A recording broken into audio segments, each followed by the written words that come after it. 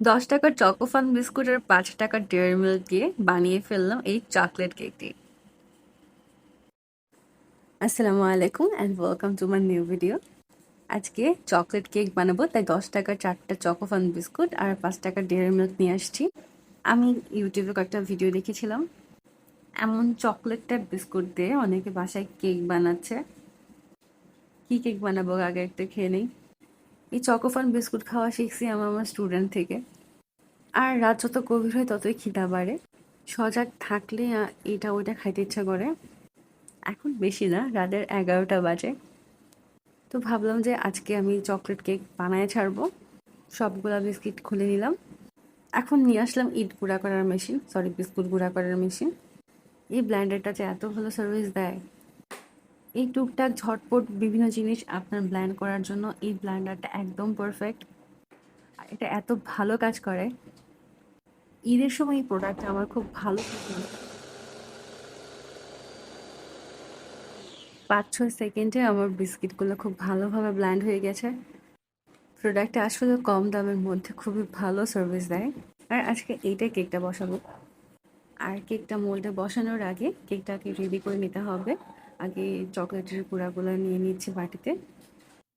এখন মনে হচ্ছে 4টা বিস্কিট অনেক বেশি হয়ে গেছে। তারপর এতে আগে থেকে জাল করা দুধ ঠান্ডা করে অ্যাড করব। তারপর ভালোভাবে এগুলাকে মিক্স করে নিব। আমি ভাই এসব কেক টেক বানাই না, এর থেকে আমি বহুত গুণ দূরে থাকি। জীবনে 2বার কেক বানাইছিলাম, তাও ভিডিও আপলোড দিছিলাম। আমার কেক ফুলেও নাই, টুলেও নাই, কিচ্ছু হয় নাই। আজকে কোন ভূতে খিলাইছে তাই আসছে কেক বানাইতে। এবার হচ্ছে বেকিং পাউডার দিব। আমি বেকিং পাউডারের কথা ভুলেই গিয়েছিলাম। এবার ভালোভাবে এটাকে মিক্সড করে নিতে হবে। আর আরেকটা জিনিস হচ্ছে, আমি কোনো প্রকার চিনি অ্যাড করি নাই। চকলেটে এমনি অনেক চিনি, আর নতুন করে চিনি অ্যাড করার দরকার নেই। আপনারা যদি মিষ্টি খেতে পছন্দ করেন তখন চিনি অ্যাড করতে পারেন। এখন এই মোল্ডে ভালোভাবে আমি মিশ্রণটা নিয়ে নিব। মোল্ডে চাইলে আপনি আগে তেল ব্রাশ করে একটা পেপার কেটে দিয়ে দিতে পারেন, ওটা ওভাবে ভালো হয়, কিন্তু আমি দিই নাই, আমি ডিরেক্টলি বসায় দিব। ভাবছিলাম মাঝখানে চকলেট দিব, চকলেট দিলে এটা লাভা কেকের মতো হবে। থাক, এখন ৳৫ চকলেট দিয়ে কাজ চালাই দিই। এখানে আসলে ডার্ক চকলেটটা যদি ব্যবহার করা যায় তাহলে কিন্তু টেস্টটা অনেক ভালো আসে, পুরাই লাভা কেকের ফিল পাবেন। থাক, আমার নাই মামার থেকে কানা মামা ভালো। এখন আমি চকলেটগুলোকে ছোট ছোট করে আপনার এখানে স্প্রেড করে দিচ্ছি। ফেসবুকে ইউটিউবে দেখি যে 5 মিনিটে কেক রেডি, 6-10 মিনিটে কেক রেডি। আমার তো ভাই ভিডিও করতে লাগে কতক্ষণ, এই ভিডিওর জন্য বাটি নামাইয়া ধুইতে লাগে কতক্ষণ, এরপর হচ্ছে এটার জন্য ব্লেন্ডার নামাও, তারপরে এগুলো সাজাও, ক্যামেরা অন করো। মানে কেমনে যে মানুষ এত ভিডিও করে, মানে কিভাবে যে মেনটেন করে আল্লাহ জানে। ভিডিও আমি কালকে রাত্রে খাইছি, আমি ভাবছিলাম কালকে আপলোড দিব। আজকে সারাদিন সময় সুযোগ পাই নাই, এখন বসছি এডিট করতে। আসলে এগুলা করতে ধৈর্য লাগে। আচ্ছা, এর মাঝে আমার এটা রেডি হয়ে গেছে। এখন এটা আমি চুলায় বসাবো।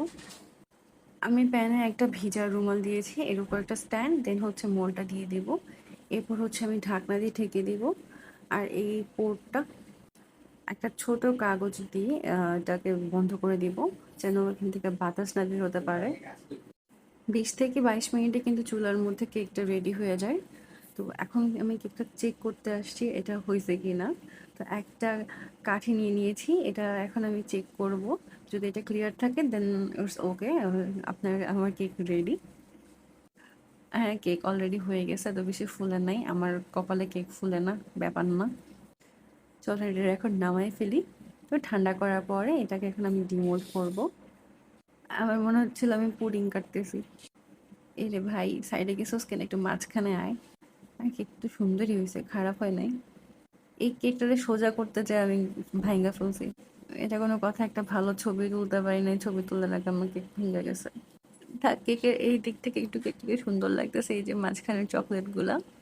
Now it's time to test. আমি আসলে এতটা ভালো এক্সপেক্ট করি নাই, বাট ইটস টেস্টি।